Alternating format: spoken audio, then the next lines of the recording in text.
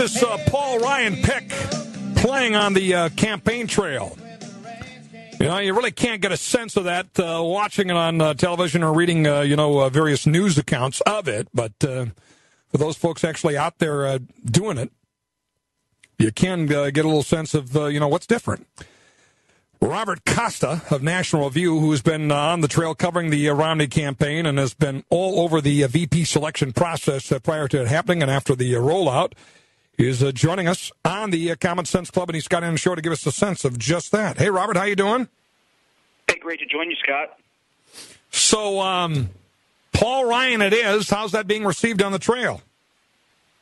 I think all you have to do is look at the numbers, 10 to 13, 15,000 in Wisconsin, swelling crowds. I was on the trail with him in Virginia on Saturday.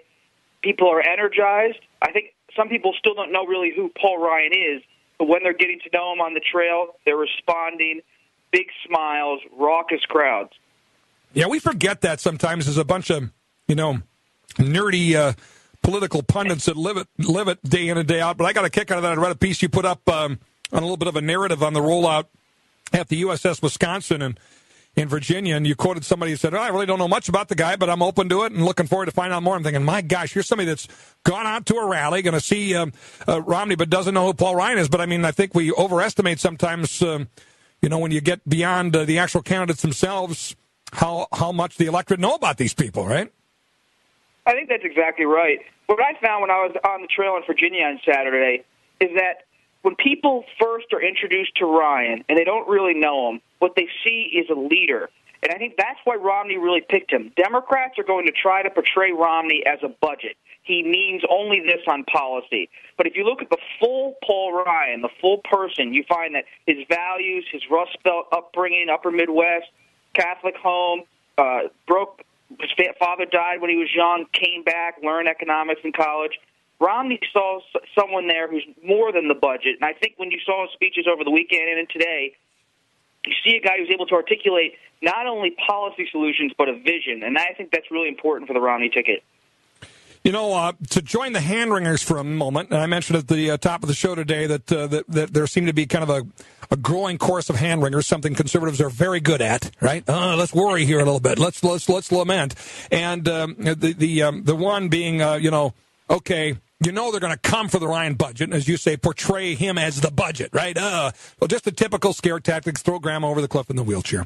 And part of my worry is, look, the Romney campaign hasn't exactly been swift on their feet to date, responding to a lot of the criticism that's come from the Obama campaign. Every narrative should be against the Obama campaign right now, given just the black and white statistics of this country. Yet, whether it's paying capital or the tax in the private sector, the tax returns or whatever, they've not really handled these well. So now you pile on a need to respond to the budget and what we know will come from the left. I wonder how they're going to do, and that's been, I think, a natural worry. How would you assess how they've done that in the early stages and whether the hand-wringing is warranted?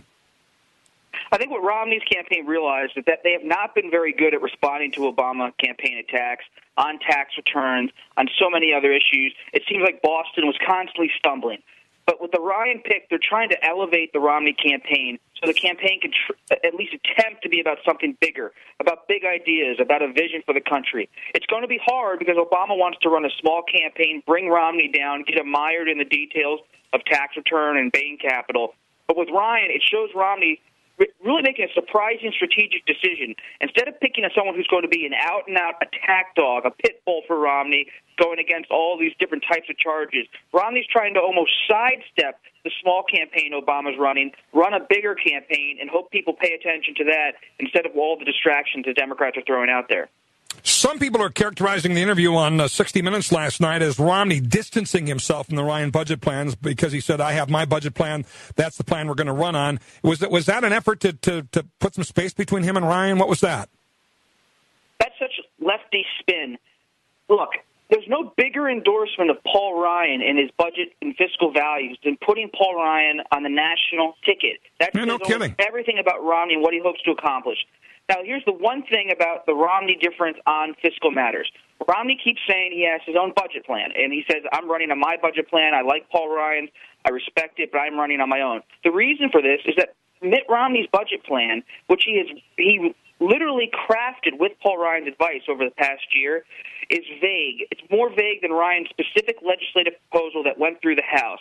Why is it vague? Because Romney does not want to be boxed in to pass Ryan's specific budget should he win the presidency. He wants to have Ryan as his ally to pass a similar blueprint to the Ryan budget. But this is Romney being savvy because he knows the minute he endorses every single facet of the Ryan budget, he's in a corner. Because if he doesn't accomplish every single one of those boxes, he can be cast as a loser. What he's doing now is saying, I endorse the broad principles of what Ryan's doing. I want to do it once I get to the White House, but I'm not going to say everything at this moment.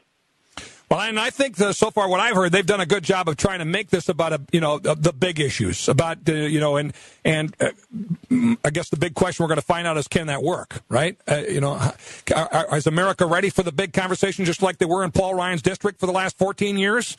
And can the Romney Ryan team get beyond the the petty attacks from the Obama campaign? Do you think they can? No, I was talking to some colleagues at National Review about this today, Scott, and they were bringing up that same point.